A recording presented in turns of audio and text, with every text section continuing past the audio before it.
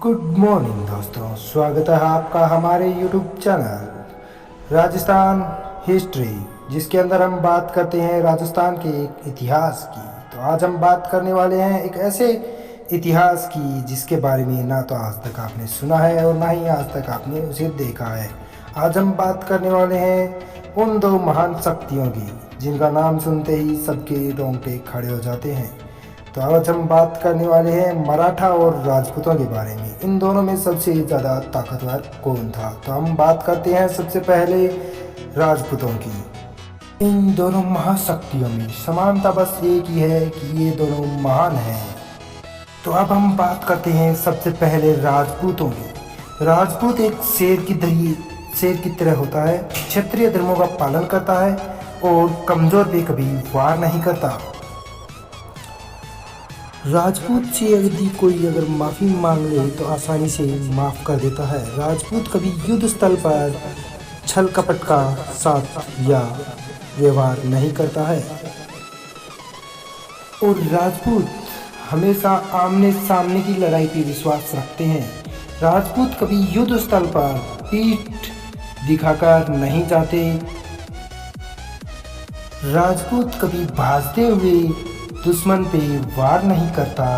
राजपूत के लिए आन बान और शान मानी जाती है। वो अपने देश के लिए वीरगति को प्राप्त हो जाता है, लेकिन वो पीठ दिखाकर कभी नहीं भागता। एक राजपूत कभी भी युद्ध स्थल में पीठ नहीं दिखाता और सीने पर वार करवाकर मरना पसंद करते हैं।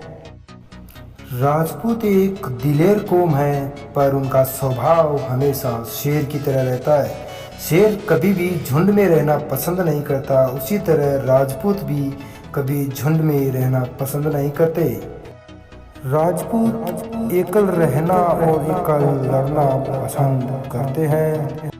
राजपूत युद्ध क्षेत्र में अपने दिमाग पर कम और अपनी ताकत पर ज़्यादा विश्वास रखते हैं।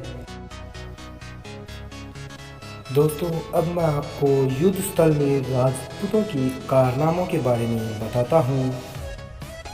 राजपूत बप्पा राव ने भारत में इस्लामिक आक्रमणों को हराया और फिर इस्लामी देशों में घुसकर अरब देशों में अपना प्रचार लहराया।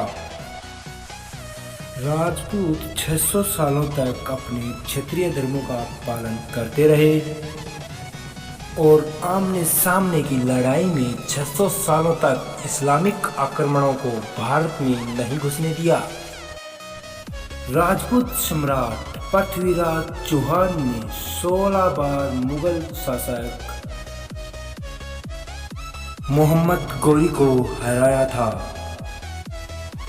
और राजपूतों में महाराणा कुंभा एक ऐसे शक्तिशाली शासक थे जिसे कोई भी मुगल शासक या सम्राट कभी अपराजित नहीं कर पाया था।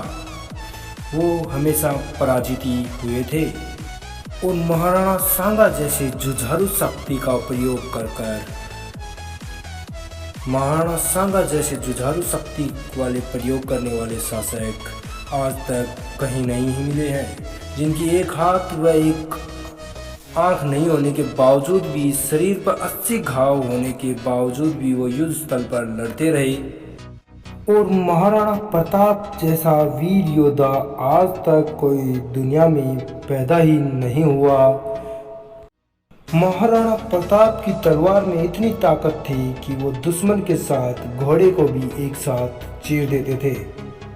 महाराणा प्रताप का नाम इतना घातक था कि मुगल सम्राट अकबर भी कभी महाराणा प्रताप के साथ आमने सामने का युद्ध करने के लिए नहीं आया। राजपूतों की बात करें तो राजपूत योद्धाओं की तुलना किसी भी दुनिया के किसी भी योद्धाओं से नहीं की जा सकती। राजपूत वैसे तो सर्वश्रेष्ठ माने जाते हैं, बट अब सवाल ये आता है कि राजपूत सर्वश्रेष्ठ थे तो भारत में इस्लाम प्रवेश कैसे कर गए? तो इसका एक सीधा सा मतलब है कि राजपूत कभी एकजुट नहीं हो पाए थे। अब हम बात करते हैं मराठा शक्तियों की। भारत में मराठा ही थे जिन्होंने मुगलों को चुनौती दी थी। और मराठों को अगर राजपूतों का सहयोग मिला होता तो भारत का इतिहास आज कुछ अलग ही होता। मुगल ये जानते थे कि ये कभी एकजुट नहीं हो सकते और मुगलों ने राजपूतों को अपनी सेना में ऊंचे ऊंचे पदों पर रख दिया गया। वह राजपूतों के साथ वैवाहिक संबंध बनाए गए और मराठों को राजपूतों से अलग कर दिया गया। लेकिन मराठों को युद्ध जीतना भी आता था और युद्ध करना भी आता था। मराठा हमेशा छल कपट का जवाब छल कपट से ही देते थे। यही कारण था कि औरंगजेब 5 लाख की फौज लेकर मराठों को 27 साल तक कभी हरा नहीं पाया था।